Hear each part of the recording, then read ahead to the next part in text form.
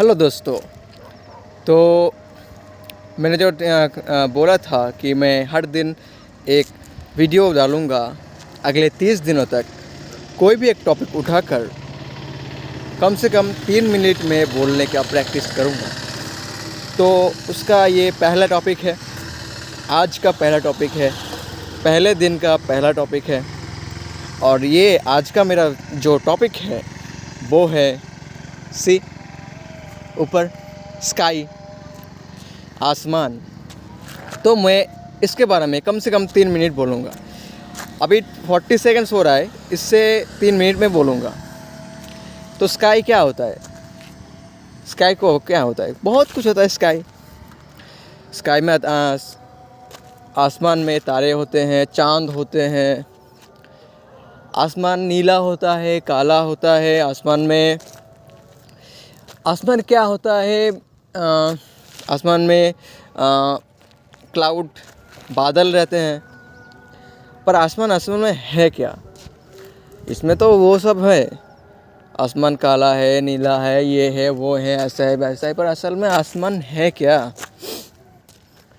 आसमान वो चीज़ है, वो दृश्य है, वो सीन है जहाँ पर सब कुछ मिट जाता है। मतलब नथिंग, इनफाइनाइट हो जाता है जहाँ पर इनफाइनाइट। तो ये है आसमान, जहाँ पर सबको जाने का बहुत ही क्या होता है वो, उसे क्या होता है, उसे बहुत ही क्या होता है उसे, बहुत एक डिज़ायर होता है। सबको आसमान में जाना है, सबको आसमान की सैर करना है। ये एक सबको एक दिलचस्पी रहता है आसमान में जाने का और आसमान के बारे में जानने का। इसीलिए तो हर देश में, चाहे वो हमारा देश भारत हो, अमेरिका हो, ब्रिटेन हो, सब लोग आसमान के बारे में जानना चाहते हैं। आसमान आखिर में है क्या? आसमान में प्लैनेट्स हैं, सब कुछ है। लोग कहते हैं चांद पर चले गए, पर अब तक आसमान को कोई जान नहीं पाए और हम भी जान नहीं पाएंगे। वैसे ये टॉपिक ऐसे ही मैंने दिल में आया तो उठा लिया, कुछ बोलने का मन किया। मतलब बोलना है, कोई भी टॉपिक के बारे में बोलना है, तो इसीलिए मैंने ये टॉपिक उठाया आज। और आसमान सबसे ज़्यादा तो इनफाइनाइट तो आसमान ही है। तो हमें अपना कम्युनिकेशन को इनफाइनाइट करना है, उसे लिमिट नहीं करना है, अनलिमिटेड करना है। तो इसीलिए आसमान से बढ़िया कोई टॉपिक हो सकता है क्या? तो आसमान में तारे होते हैं, आसमान में जाने के लिए जुगनू होता है। आसमान के नीचे उड़ता है पक्षी, चील, उसके नीचे हवा, उसके नीचे रहते हैं हम ज़मीन पर। आसमान इतना बड़ा है कि हमारे पृथ्वी भी उसके चारों ओर, उसके अंदर ही है, आसमान में ही है हमारे पृथ्वी। पर हमें ऐसा लगता नहीं है। अगर हम सही से देखें तो इधर हम जो है, ये ज़मीन पर हम हैं, इससे हम बहुत दूर जा सकते हैं। मतलब अगर हमारे पृथ्वी पर ग्रेविटेशनल फोर्स नहीं होता तो हम पिचक के हम चले जाते हैं आसमान में, है ना?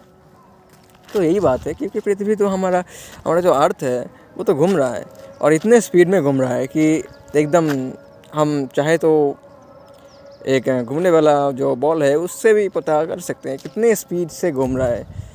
पर फिर भी आसमान को कोई, और ये सबको, इन सबको, चाहे वो हमारा पृथ्वी हो, कोई और प्लैनेट्स हो, या आसमान में सूर्य, तारे, जो भी हो, सबको अपने अंदर